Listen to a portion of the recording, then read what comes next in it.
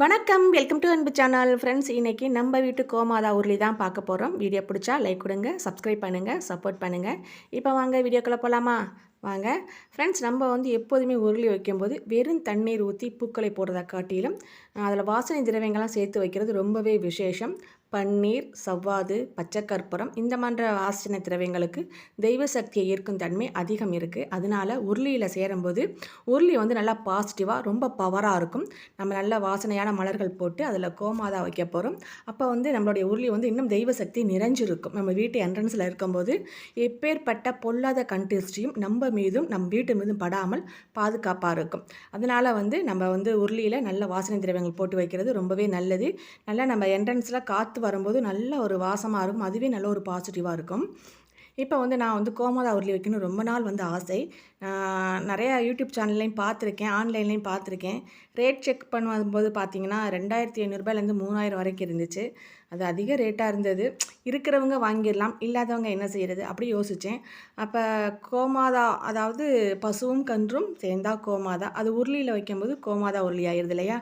அப்போ நம்ம இருக்கிறத வச்சு நம்ம உருளியை ரெடி பண்ணலான்னு தோணுச்சு. இந்த கோமாதா பார்த்திங்கன்னா நான் வாங்கி 10 வருஷம் ஆகுது. அமேசானில் வாங்கினது. என்னுடைய பூஜை அறையில் வச்சு நான் பூஜை பண்ணிகிட்டு இருந்தேன்.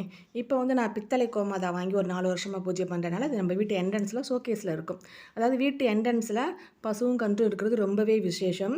இதோட ரேட்டுன்னு பார்த்தீங்கன்னா 200 300 தான் இருக்கும். அதிக ப்ரைஸ் கிடையாது, ரொம்ப கம்மியானது தான். 300 தான் இருக்கும். எனக்கு 10 வருஷம் ஆனதுனால ஞாபகம் இல்லை. ஆனால் ரொம்ப அழகாக இருக்கும். பசு எப்படி ரியலாக இருக்குமோ அதே மாதிரி அந்த ஒயிட் கலரில் இந்த பசுவும் கன்றும் அழகாக இருக்கும். நல்லா அந்த தாய் மடியில் போய் அது பால் குடிக்கிற மாதிரி இருக்கும். நடுவில் பார்த்திங்கன்னா விநாயகர் இருப்பார். நம்ம எல்லாத்துக்கும் மஞ்சள் குங்குமம் வச்சாச்சு. மெயினாக வால் பகுதிக்கு நம்ம மஞ்சள் குங்குமம் வைக்கணும். ஏன்னா மகாலட்சுமி தாயார் வாசம் செய்யும் இடம் அது.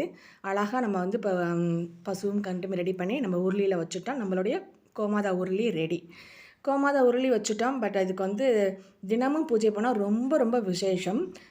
தினமும் பண்ணாட்டாலும் செவ்வாய் வெள்ளிக்காது நம்ம தீப காமிங்க, ரொம்ப ரொம்ப நல்லதுங்க.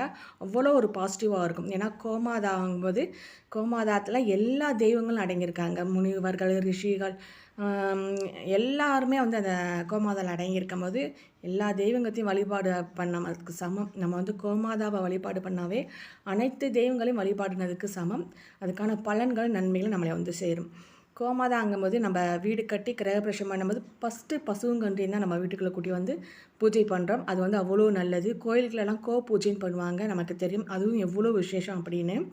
கோமாதா பூஜை பண்ணுறது ரொம்பவே நல்லது. நம்மளுடைய பாவங்கள் குறையும்.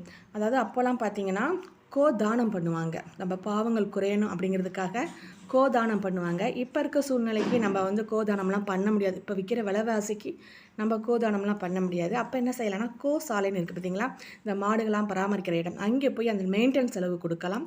அல்லது உணவு வாங்குறதுக்கு நம்ம பணம் கொடுக்கலாம். அப்படி இல்லையே நம்மளே நம்ம கையால் மாடுகளுக்கு உணவு கொடுக்குறது ரொம்பவே நல்லது. அதுவும் கீரை வாங்கி கொடுங்க. அந்த அகத்திக்கீரை இருக்கவங்களா, அந்த அகத்திக்கீரை வாங்கி கொடுங்க. ஏன்னா நம் பாவங்களை அகற்றும் கீரை அகத்திக்கீரை.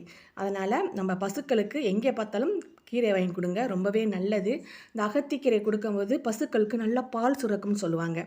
பால் அப்போ பார்த்திங்கன்னா பல ஏழைகளின் வயிற்று பசியை போக்குனது பசுவின் பால் தான். அதனால் நம்ம அகத்திக்கீரை கொடுக்கும்போது பசுக்கும் நல்லது, நமக்கு நல்லது. ஏன்னா நம்ம பாவமும் குறையும், பசுக்கு நல்லா பாலும் சுரக்கும். அதனால் பசுவை பார்த்திங்கன்னா விடாதீங்க, அகத்திக்கீரை வாங்கி கொடுங்க. நான் நல்லபடியாக என்னுடைய உருளியில் பசு அமர்த்தி பூஜை பண்ணிட்டேன். இது பார்த்திங்கன்னா லேம்ப் ஸ்டிக்கர் நான் மீஷோவில் ஆர்டர் பண்ணியிருந்தேன். அதை வாங்கி கையோடு நம்ம வெள்ளிக்கிழமை படியில் ஒட்டிடலாமேன்னு ஒட்டி விட்டேன். ரொம்ப அழகாக மங்களகரமாக ஆயிடுச்சு. நம்மளுடைய என்ட்ரன்ஸே ரொம்ப தெய்வ கடாட்சமாக இருக்கும். நம்ம நிலவாசலில் அந்த அலங்காரம் பண்ணியிருக்கிறது, கண்ணாடி ஒட்டியிருக்கிறது, அப்படி இந்த லேம்பு ஸ்டிக்கர், நம்மளுடைய கோமாதா உருளி, இதெல்லாம் அவ்வளோ பாசிட்டிவாக இருக்கும்.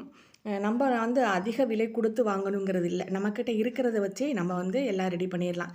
இதில் பீங்கான்லாம் கூட இருக்குது பார்த்திங்களா கோமாதா, அந்த கோமாதா கூட நம்ம உருளியில் வச்சு வழிபாடு பண்ணலாம்.